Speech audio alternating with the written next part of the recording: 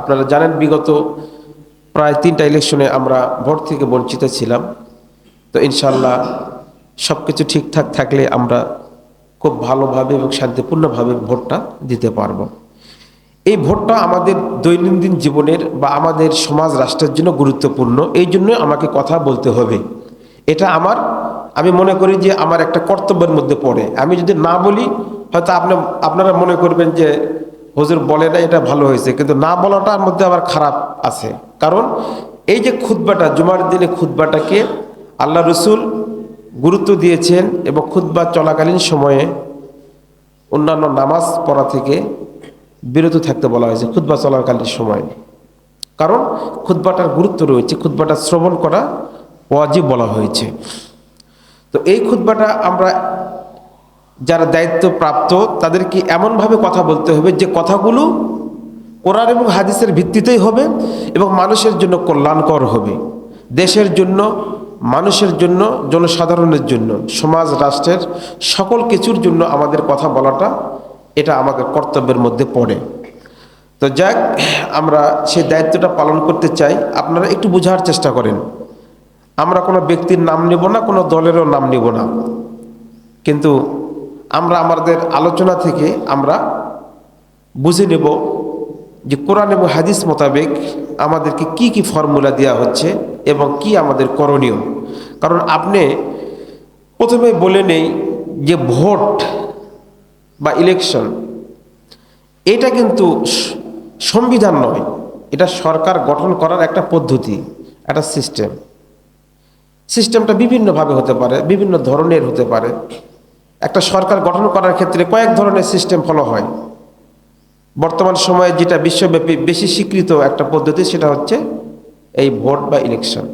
Vote হচ্ছে ইংরেজি শব্দ, বাংলা হচ্ছে মতামত, আর আরবিতে বলা হয় রায়। আরবিতে কি বলা হয়? রায়। একই জিনিস। এখন এটা কোন সিস্টেমে দিবেন?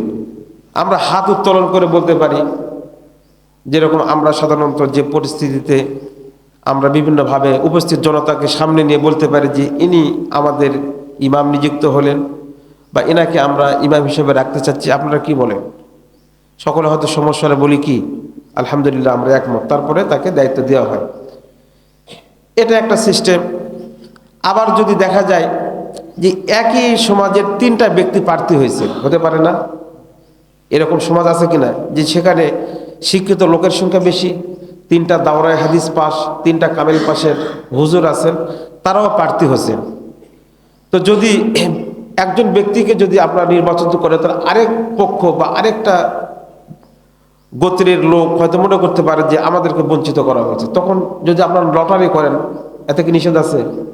যে আমাদের এখানে 5 জন বা 6 জন আমাদের নিজেদের মধ্যেই প্রার্থী আছে, 5 জনই যোগ্য, 5 জনকে আমরা ইমাম রাখতে পারি, তো তাদের মধ্যে থেকে একজনকে আমরা বাছাই করে নেব।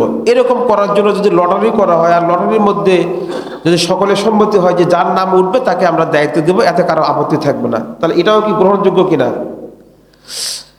এরকমভাবে রাষ্ট্র পরিচালনার ক্ষেত্রেও কিন্তু বিভিন্ন সিস্টেমে রাষ্ট্র বা সরকার গঠন হয়।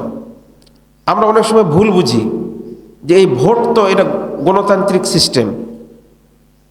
গণতান্ত্রিক সিস্টেম এটা কিন্তু সংবিধান নয়। সংবিধান তো প্রত্যেকটা দেশের আছে। যেরকম আমাদের বর্তমান সরকার প্রধান কে? সামনে এসে বসেন, বুঝতে সুবিধা হবে আপনাদের। বর্তমান সরকার প্রধান হচ্ছে প্রফেসর ডক্টর ইউনূস। ইনি কি নির্বাচিত? না। তাহলে ওনাকেও বসিয়ে দেওয়া হয়েছে, কিন্তু উনি চালাচ্ছেন কোন মোতাবেক? ওই যে বর্তমান যে সংবিধানটা আছে ওটা তো পরিবর্তন হয়নি, ওটার যে রুলস রেগুলেশন ক্লোজ রয়েছে ওই ধারা মোতাবেক তিনি চলতেছেন, কিন্তু ব্যক্তি কিন্তু ভিন্ন। আবার উনি কিন্তু নির্বাচিত নন, তাহলে ওনাকে বসাইছে কারা? বিপ্লবী ছাত্র জনতা, যারা বিপ্লব করে একটা সরকারকে হটিয়ে দিয়ে তাকে ওখানে বসায় দিয়েছে। উনি দেশ বা রাষ্ট্র চালাচ্ছে কি দিয়ে? বর্তমান প্রচলিত যে আইন আছে, আইন এবং বিধান মোতাবেক। আরেকটা সিস্টেমে দেশ পরিচালিত হয়। দেখেন যে অনেক সময় সেনাপ্রধান এসে দায়িত্ব গ্রহণ করে, তাহলে ওটা কি হলো? এটাকে বলা হয় কু।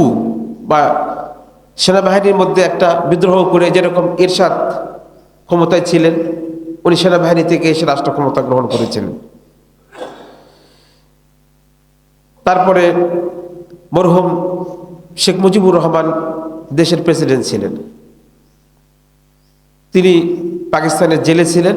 ওইখান থেকে আসার পরে ওই সময়ে মুক্তিযুদ্ধ শেষ হওয়ার পরে অস্থায়ী সরকার গঠন হয় এবং সেখানে তাকে দায়িত্ব দেওয়া হয় এবং একটা সংবিধান প্রণয়ন করা হয় ডক্টর কামাল হোসেনের নেতৃত্বে।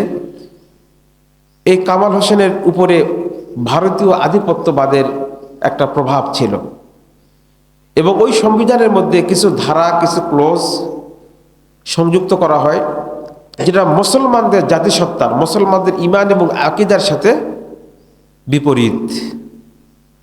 কিন্তু আমরা চাই যে এমন একটা রাষ্ট্র ব্যবস্থা হবে, এমন একটা সরকার প্রধান হবে যিনি ব্যক্তি জীবনে ইসলামের অনুসারী হবে এবং রাষ্ট্র পরিচালিত হবে যে সংবিধান মোতাবেক।